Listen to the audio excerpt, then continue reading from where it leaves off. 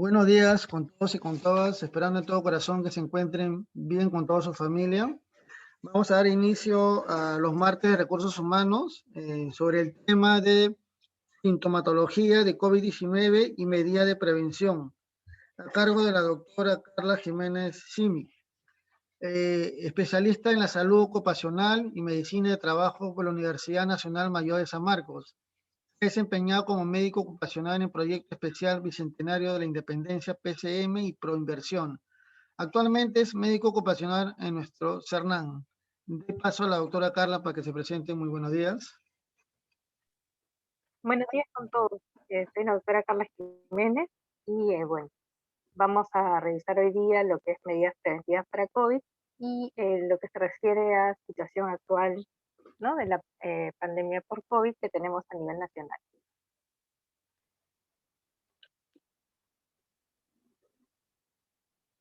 Eh, bueno, empezamos revisando lo que son los síntomas, ¿no? Ya así tenemos, va a ser ya un año que venimos escuchando los síntomas que tenemos que tener en cuenta para pensar en una infección por COVID.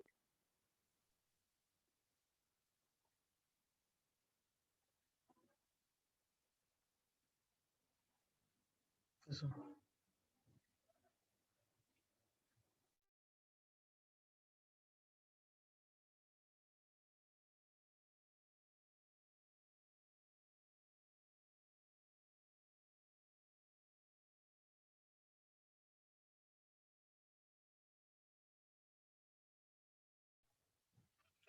Doctora Carla, su micrófono puede...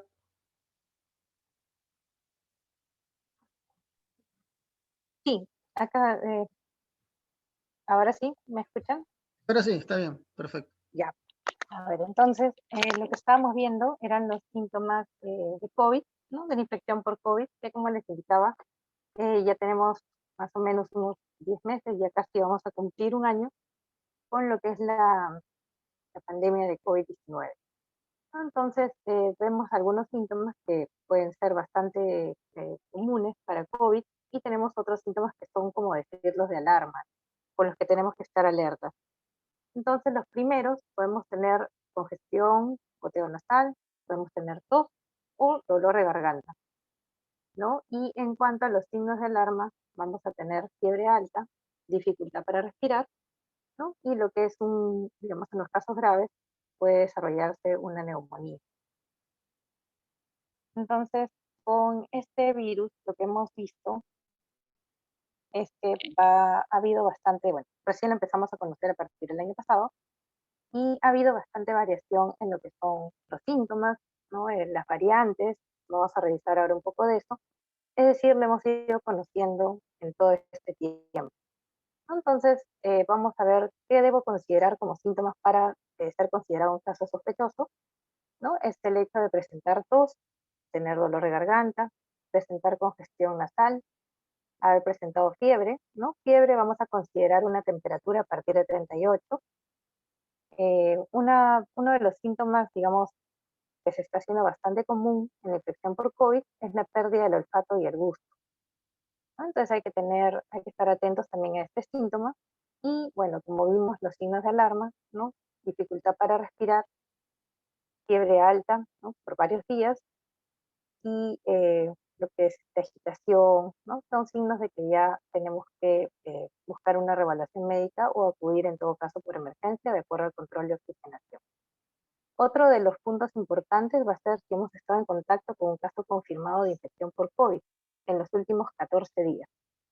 Y bueno, inicialmente, ¿no?, y también ahora puede ser un dato de importancia, si hemos tenido un historial de viajes fuera del país o de repente dentro del país, ¿no?, dentro de los 14 días previos al inicio de síntomas. Entonces hay que tener digamos, estos síntomas en cuenta, ¿no?, para tener una sospecha de COVID. En cuanto a las recomendaciones para prevenir el contagio de la infección por COVID, vamos a tener, bueno, ya lo venimos viendo también, ¿no?, el uso adecuado de mascarilla, ¿no? Hay que usar la mascarilla, pero hay que usarla también de manera adecuada, ¿no? Vamos a tener que si tenemos presencia de síntomas, tos, dolor de garganta, fiebre, de ser posible permanecer en casa, buscar atención médica, ¿no? Hay que evitar tocarnos los ojos, la nariz, la boca con las manos sin lavar. Y pongamos que tengamos síntomas, ¿no? Estornudos, tos, hay que cubrir la boca y el antebrazo con un pañuelo desechable, ¿no? Con la nariz y boca con el antebrazo o con un pañuelo desechable. Entre otras recomendaciones, ¿no? Para prevenir el contagio, vamos a ver que ahora el aforo, ¿no? Es decir, la cantidad de personas que normalmente podían estar en un área, va a estar disminuido, ¿no? Justamente como una medida de prevención de contagio. Esto lo vamos a ver sobre todo en ascensores, en comedores, en oficinas, ¿no? Entonces hay que respetar ese aforo, esa nueva cantidad de personas que pueden estar en un área, ¿no? Hay que lavarnos las manos con agua y jabón. Este lavado de manos debe ser, digamos, bastante minucioso, ¿no? No solamente las palmas de las manos, sino hay que eh, lavar entre los dedos, en el dorso de las manos, ¿no? Y este lavado, para que sea un lavado efectivo, debe durar por lo menos unos 20 segundos.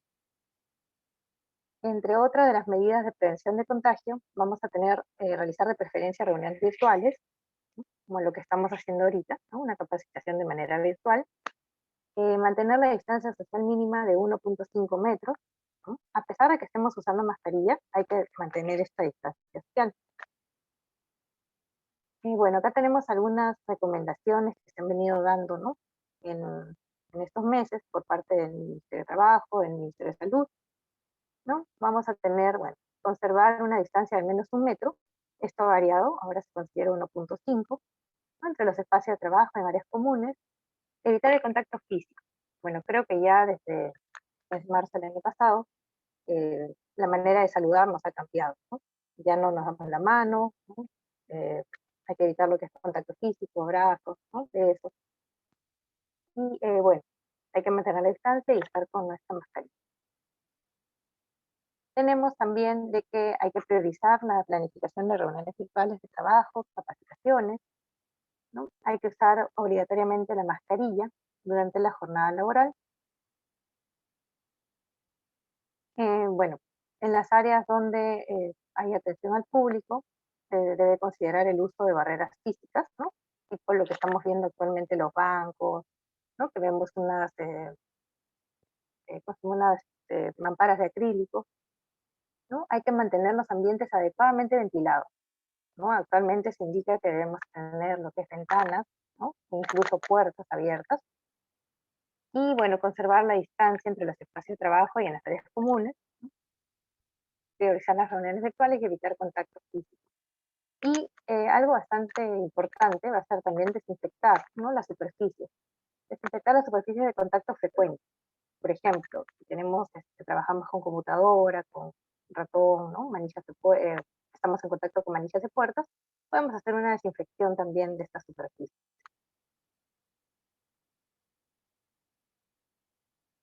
Vamos a revisar lo que es el lavado de manos, ¿no? Yo sé que es algo bastante simple, lo escuchamos repetidas veces, pero hay que revisar cómo hacer un adecuado lavado de manos, ¿no? Hay que limpiar con agua y jabón, ¿no? Durante por lo menos unos 20 segundos. Entonces nos mojamos las manos con agua, vamos a tener lo que es el jabón, ¿no? Generalmente un dispensador de jabón.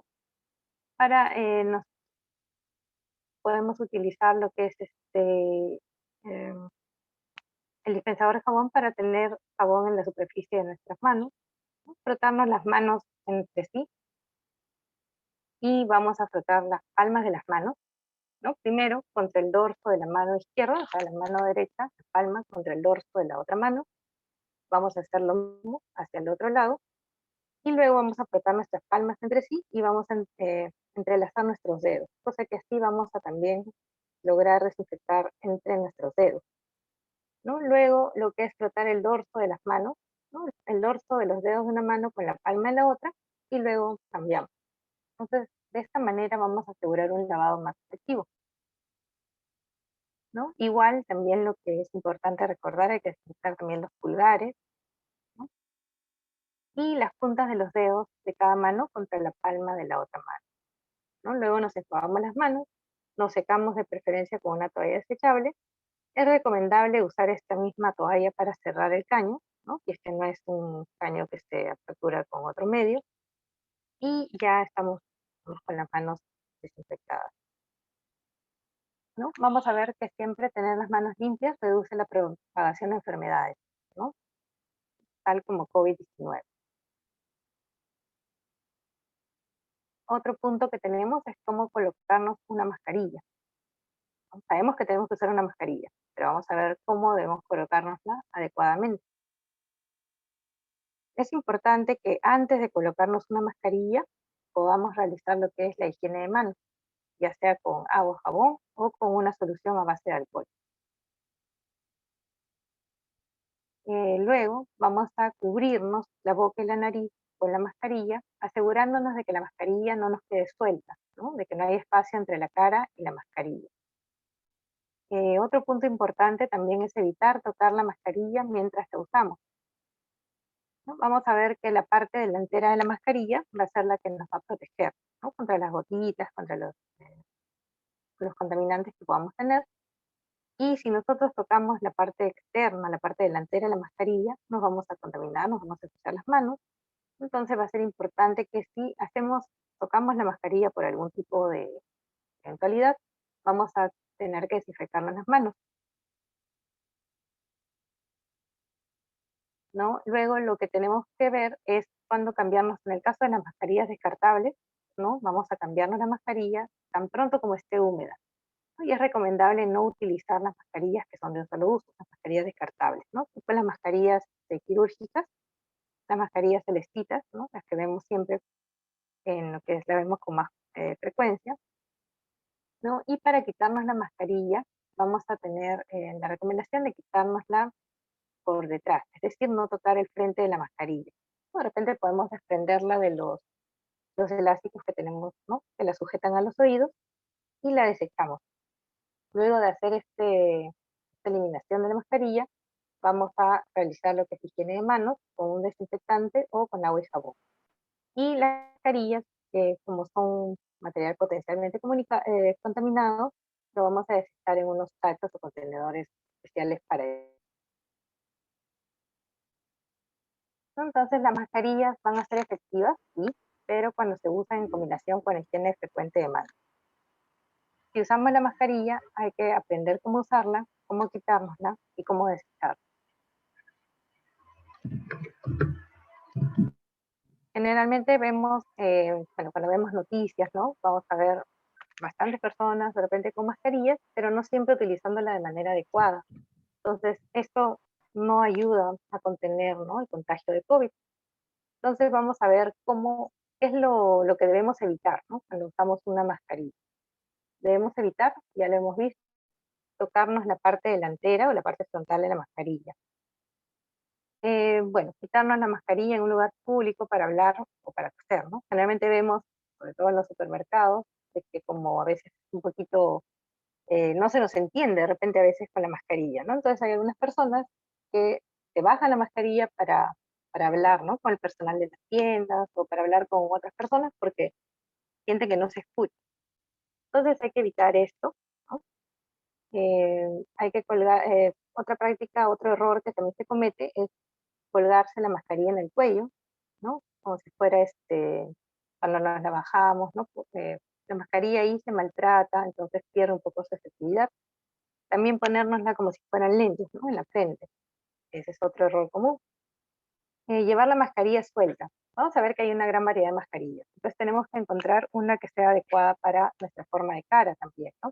Vienen de manera estándar, entonces hay que ver una que se adecue a nuestra cara de manera que no deje espacios abiertos y nos cubra bien lo que es nariz y boca.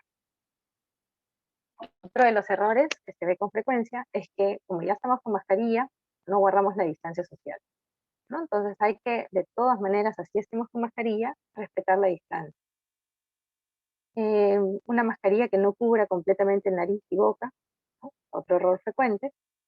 Y otra de los errores va a ser, al retirarnos la mascarilla, es restregarla por la cara, ¿no? Entonces, por eso es más práctico retirarla de repente de lo que es los elásticos que la sujetan a los oídos.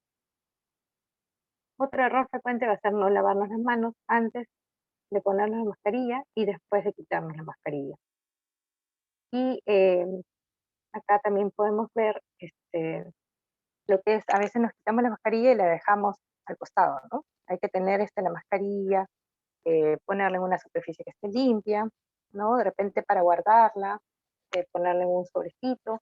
Si usamos mascarillas de tela, hay que ver que la mascarilla, pues, lavarla, ¿no? Después del uso, ¿no? Después del uso diario.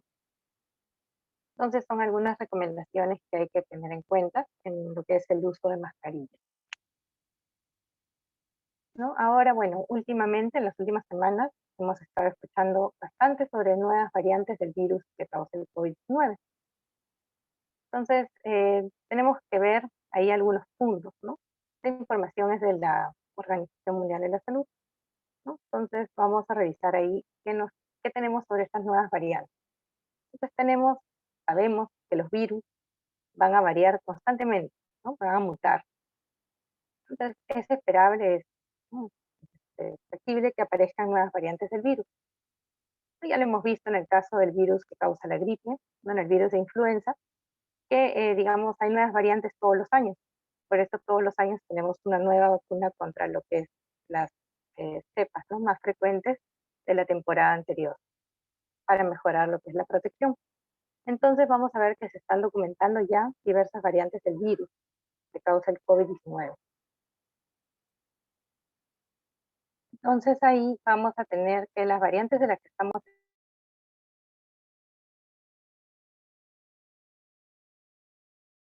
básicamente en la variante de inglesa, ¿no? La variante de Reino Unido, que ha aparecido más o menos en otoño del 2020. Luego tenemos la variante sudafricana y la variante brasileña, ¿no? Que la estamos viendo ya desde principios de enero.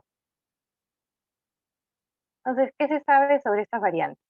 ¿No? Al momento, al parecer, estas variantes se propagan con más facilidad y más rapidez, ¿no? Que las otras, que las anteriores. ¿Qué nos podría generar esto? ¿No? Nos podría generar tener más casos de COVID-19. Si tenemos más casos de COVID-19, vamos a tener más necesidad de atención médica, lo cual va a implicar que haya mayor cantidad de personas hospitalizadas y también la posibilidad de una mayor mortalidad, ¿no? Entonces, si copamos los servicios de salud por un aumento de casos, vamos a tener eh, vamos a tener mayor demanda y menos disponibilidad de acceso a los servicios de salud, ¿no? Entonces, eso es lo que tenemos de las nuevas variantes. Vamos a ver algunos otros datos, ¿no? Lo que tenemos también como información, ¿no? Del resultado de estudios, vamos a ver de qué,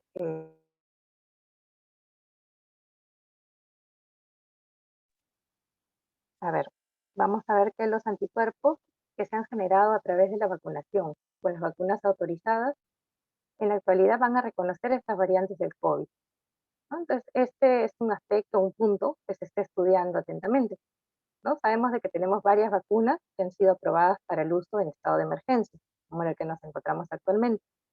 Entonces, vamos a ver también de que se sigue haciendo estudios para verificar su eficacia y su acción sobre las variantes nuevas que están surgiendo.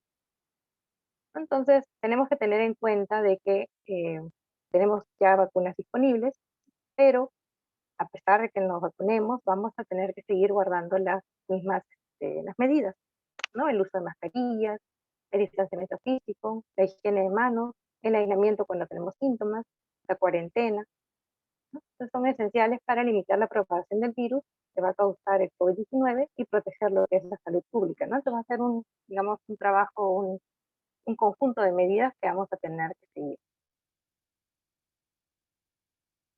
Obviamente, ¿no? Todavía se están realizando estudios, trabajo para tener más información sobre las variantes, ¿no? Y conocerlas. Y bueno, van a faltar estudios para ver con exactitud cuánto se han propagado estas nuevas variantes, ¿no? Cómo estas nuevas variantes van a cambiar un poco los síntomas de la enfermedad, ¿no? Entonces vemos que la enfermedad causada por estas variantes va a diferir de la enfermedad causada por las otras variantes que están circulando actualmente. Y vamos a ver también de qué manera puede afectar estas variantes a los tratamientos, vacunas o pruebas, ¿no? Disponibles actualmente.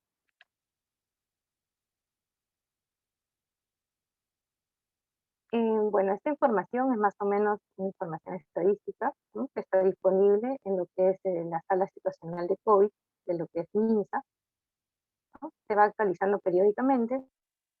Entonces, según la última actualización que está publicada el día 7 de febrero, vamos a tener acá más o menos los casos totales que tenemos a nivel nacional, ¿no? Las altas, las defunciones confirmadas por COVID. Y bueno, hemos visto también que en este último mes de enero hemos tenido un aumento de casos, ¿no? De casos reportados, ¿no? Tenemos 4.523 casos confirmados con resultado positivo en los últimos 7 días, ¿no? Vemos que la cantidad de personas hospitalizadas, pacientes hospitalizados, también se ha incrementado, ¿no? En relación al mes de diciembre. Ahí más o menos vemos a detalle, ¿no? En qué entidades o en qué áreas están hospitalizados, ¿no? La distribución a través de MINSA, de salud, establecimientos privados, ¿no? Fuerzas armadas, policiales, ¿no? Tenemos lo que es la ocupación de camas UCI, ¿no? Tenemos 2006 pacientes uso con ventilación mecánica, y bueno, tenemos los datos también del alto hospitalario, ¿no? Tenemos también 236 personas en aislamiento en la Villa Panamericana, y tenemos el alta, y tenemos 1.191.221 casos, ¿no? A la fecha. Tenemos la cantidad de pruebas que se han realizado, ¿no? Por parte de las instituciones de salud y los casos confirmados, ¿no? Entonces, vamos a ver acá también una distribución por departamentos, regiones, y tenemos ahí también el total de, digamos, casos, ¿no? Confirmados, del total general que tenemos, ¿no? Que está arriba en rojo. Acá tenemos en otras regiones, ¿no? Y bueno, actualmente sabemos que estamos en un estado de, digamos, se han tomado diferentes medidas a nivel nacional, ¿no? Tenemos regiones que están con nivel extremo, como es el caso de Lima, ¿no? Lima Metropolitana, Lima Región. Tenemos otros que están con nivel de riesgo muy alto, y tenemos las restricciones pues, que se han dado, ¿no? La semana pasada por parte del gobierno para, digamos, disminuir, son medidas que se han tomado para disminuir la propagación del COVID-19. Entonces, tenemos también un nuevo comportamiento, ¿no? En lo que es las nuevas variantes. Se está viendo en el último mes de que ha aumentado el contagio entre adolescentes, ¿no? De 12 a 17 años en la primera y segunda semana de enero, ¿no? También tenemos el aumento de casos, el aumento de casos confirmados en otros grupos de edad, ¿no? Y tenemos que han aumentado por encima del 40%. Esto es importante de verlo, revisarlo, porque inicialmente se decía, ¿no? Que los grupos de riesgo sabemos que son personas mayores de 60 por lo general, mayores de 65 años, con algún tipo de comorbilidades, pero ahora se está registrando un incremento en pacientes jóvenes, ¿no? En adolescentes, jóvenes, adultos jóvenes. Entonces hay que tener igual las mismas precauciones, ¿no? Vamos a ver este contagio en adolescentes, obviamente va a generar un mayor contagio, más que nada con los contactos en la familia, ¿no? Entonces hay que tener eso presente. Bueno, seguimos viendo pues en las noticias que a pesar de las restricciones, en diferentes lugares del país se dan reuniones, fiestas, hay que evitar este tipo de reuniones, incluso con la familia, para disminuir el contagio. Vamos a revisar algunas otras,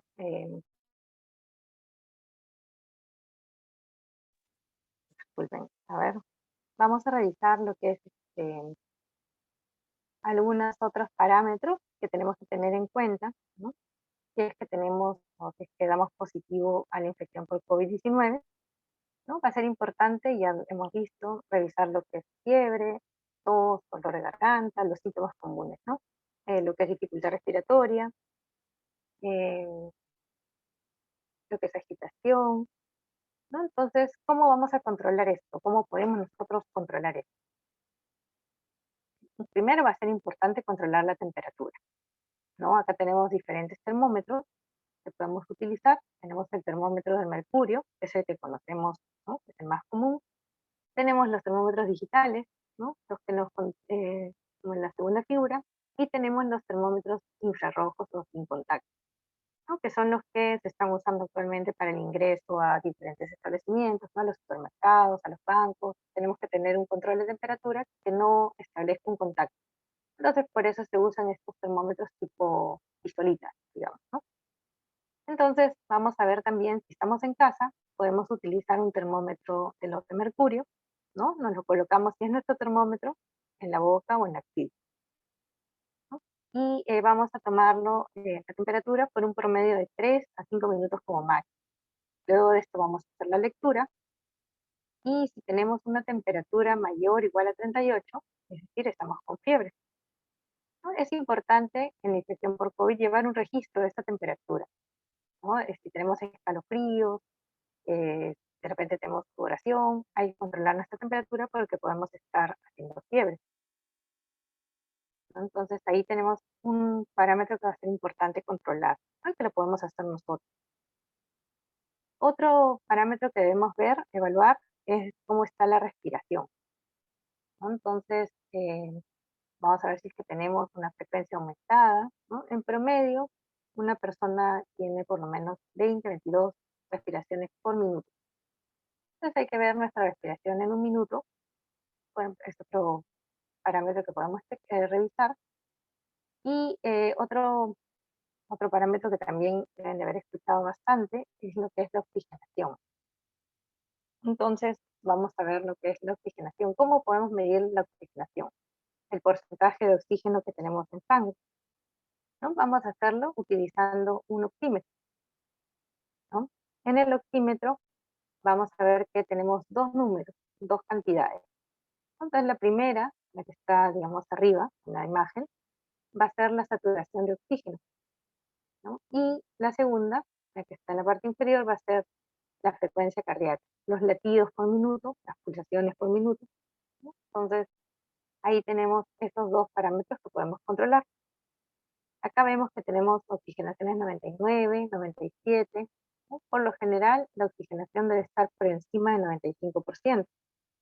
En los casos ahora de infección por COVID, vamos viendo de que, digamos, en la zona de la costa, ¿no? Es normal hasta una oxigenación de 94, 93.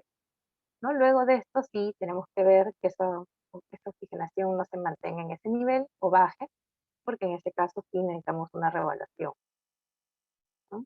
En los casos de, como zonas de la región andina, vamos a tener que una oxigenación normal puede ser hasta 92, hasta 90.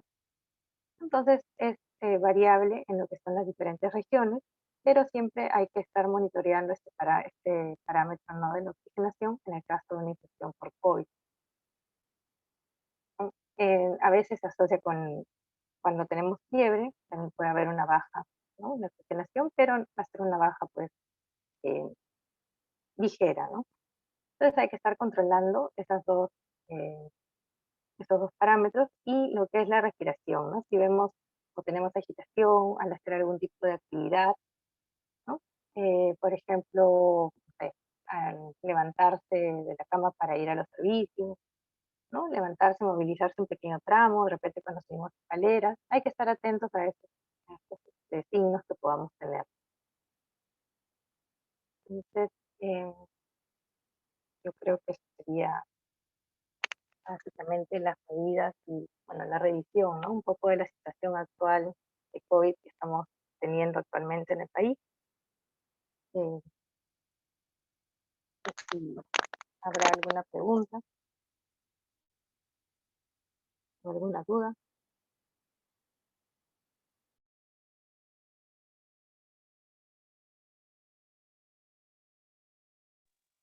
Buenos días, doctora. ¿Aló? Sí, Buenos buenos días. días.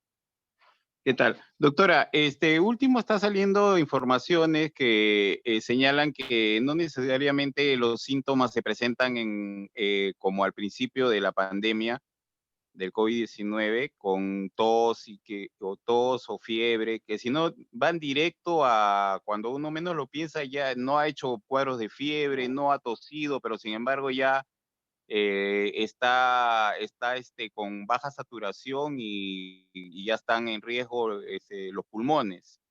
al respecto, ¿qué comentario nos puede hacer al respecto? O sea, en líneas generales, hay nueva sintomatología, me parece. Le hablo de acuerdo a lo que uno, bueno, tiene que forzosamente ver informaciones, pero ¿qué nos puede decir al respecto? Efectivamente, dolores musculares, que me duele todo el cuerpo, ¿esos también son síntomas?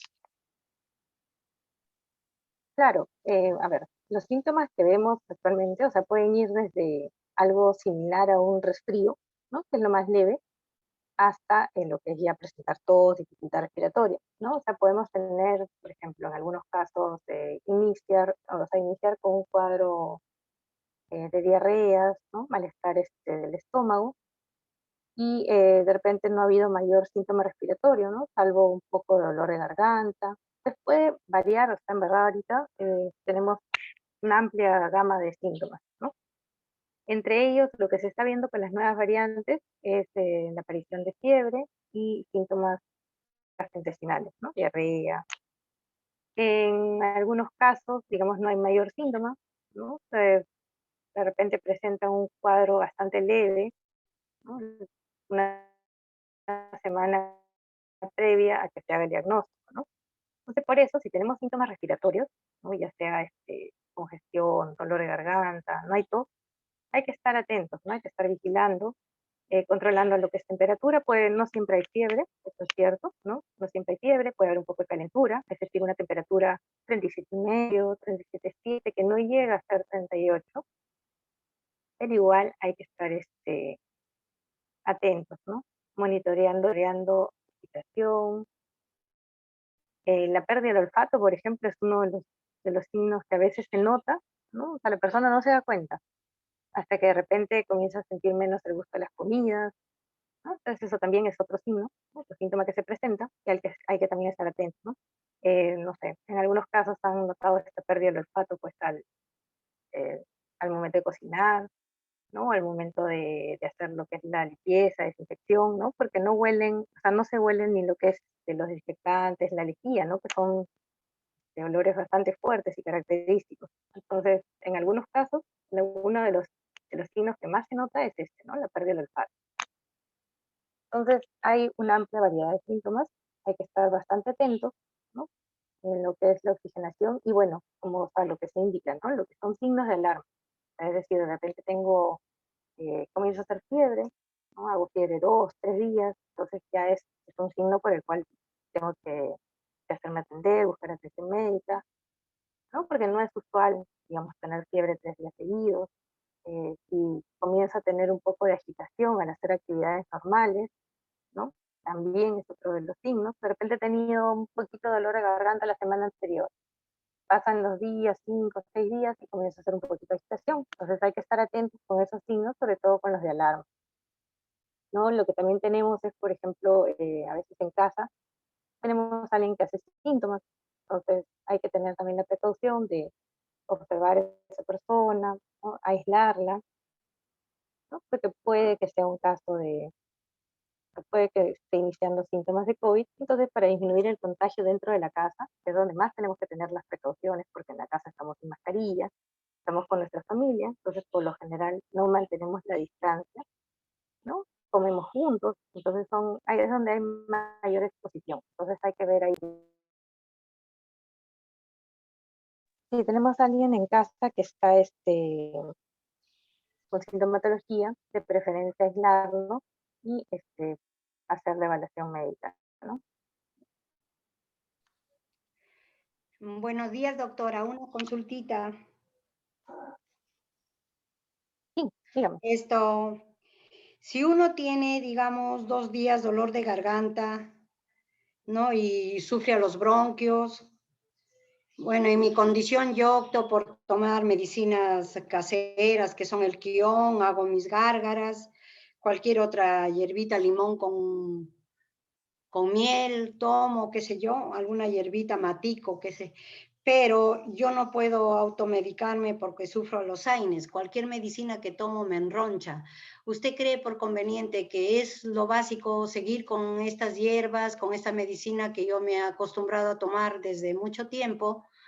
Pero los dolores son por momentos, ¿no? No se me quedan todo el tiempo. Pero yo, para que no me siga así, todos los días tomo mi agüita de quión o hago mis gárgaras o con sal misma para mantenerme un poco más tranquila. Pero sí, cuando me siento así, uso todo el día mi mascarilla acá en mi computador. Estoy sentada con mi mascarilla, solamente a la hora de almuerzo, que me lavo las manos y todo para almorzar, es que suelto la mascarilla. Cuando me siento, es decir, con ardor de garganta, casi todas las mañanas he estado amaneciendo así, pero no tenía fiebre, gracias a Dios. Solamente dolor de garganta, pero esto lo tengo yo años así con los bronquios que sufro. ¿Usted qué me recomendaría, que está bien así o acudir a un médico? Porque bueno, en estos momentos yo no acudo al médico por la situación en que estamos, Cla- ¿no? De la cuarentena. Ujú. Claro, lo que tenemos que ver es, por ejemplo, ¿no? Va a haber definitivamente personas que tienen cuadros alérgicos, ¿no? Que van a presentar congestión nasal, un poco de inflamación de la garganta de vez en cuando. Cuando estamos con tenemos congestión nasal, por lo general se nos puede irritar también un poco la garganta.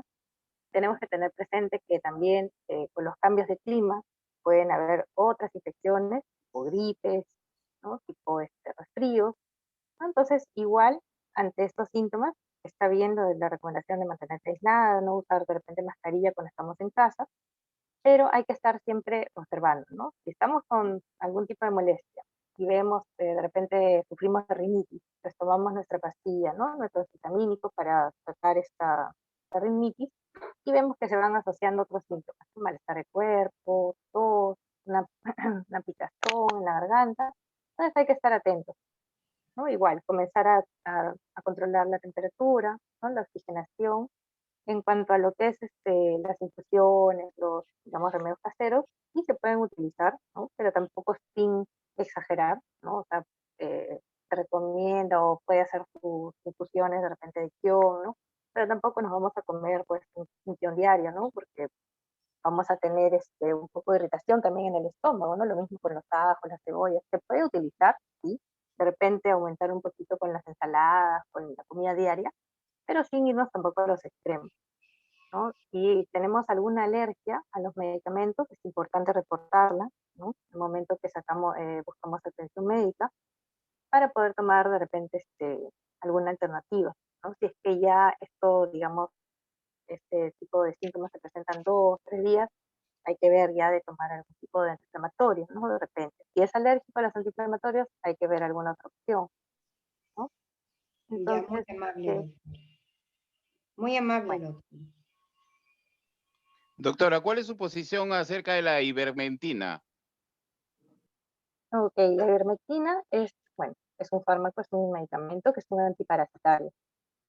Entonces, no, si nos vamos digamos, al punto netamente científico, no tenemos estudios que nos garanticen o nos definan si es que hay en sí una baja o un tratamiento, si es que se puede utilizar como tratamiento para COVID, ¿no? Lo que es actualmente, bueno, tenemos varias opiniones médicas de lo que son los expertos, ¿no? En patología, ¿no? Que recomiendan su uso en casos de inicio de síntomas, principalmente en grupos de riesgo, ¿no? Como lo que es acá, tenemos al doctor Botuso, ¿no? Que es un infectólogo, digamos, reconocido.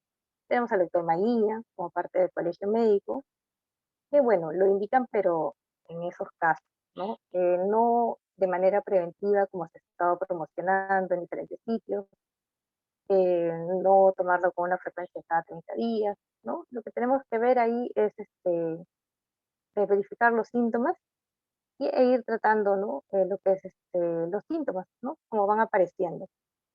Tenemos que tener presente a veces que tenemos sospecha de COVID, ¿no? Que la persona espera a veces a tener el resultado de algún tipo de prueba, algún tipo de descarte.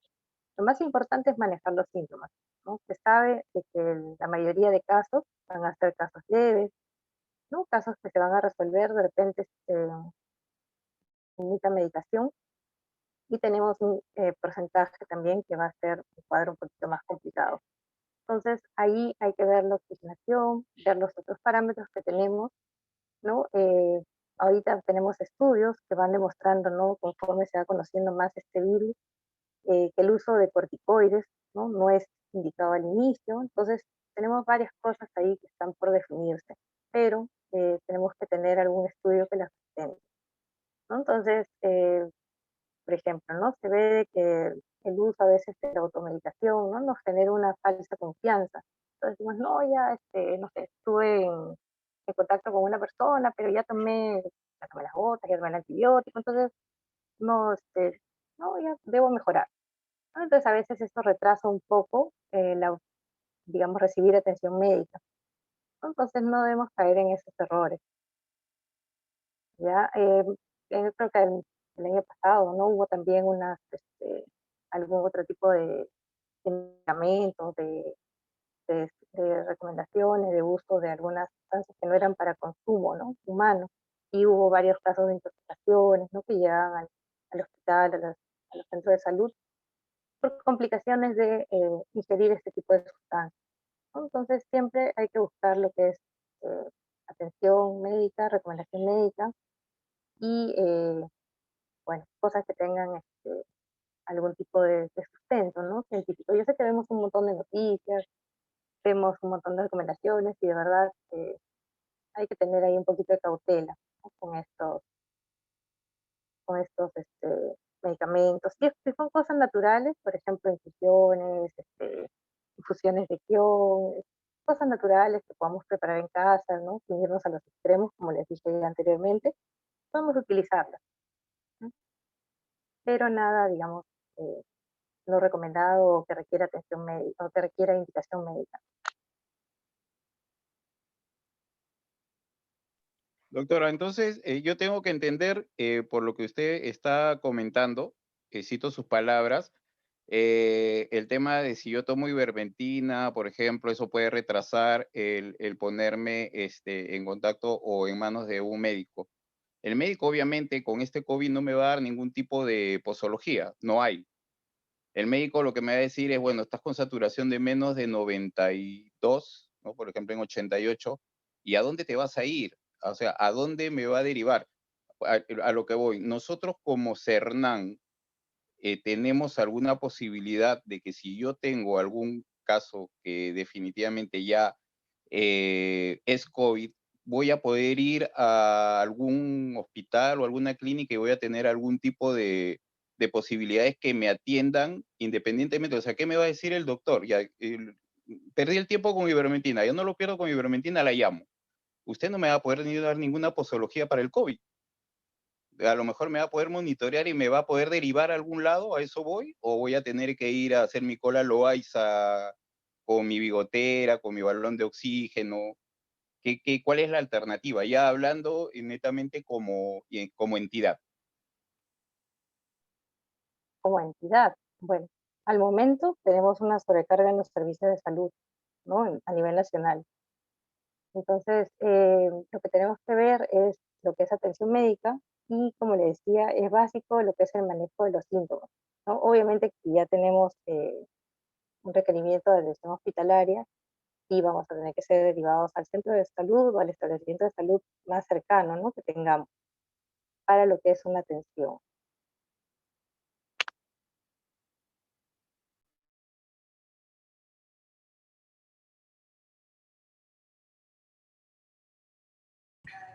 Doctora, buenos días. Habla María Pinedo. Quería consultarle. Bueno, yo me volví a enfermar nuevamente con una gripe. No tuve fiebre, pero sí he quedado con una tos, estoy con una garraspera. Y bueno, y casi todos en mi oficina nuevamente se han vuelto a griparse. Entonces, la pregunta es lo siguiente. Yo, bueno, lamentablemente acá pues en salud no nos quieren hacer ni las pruebas. Tuve que ir a Minsa, me atendieron, pero tuve la saturación bien, me dijeron, pero que sí la presión, yo soy hipertensa, pero mi presión bajó.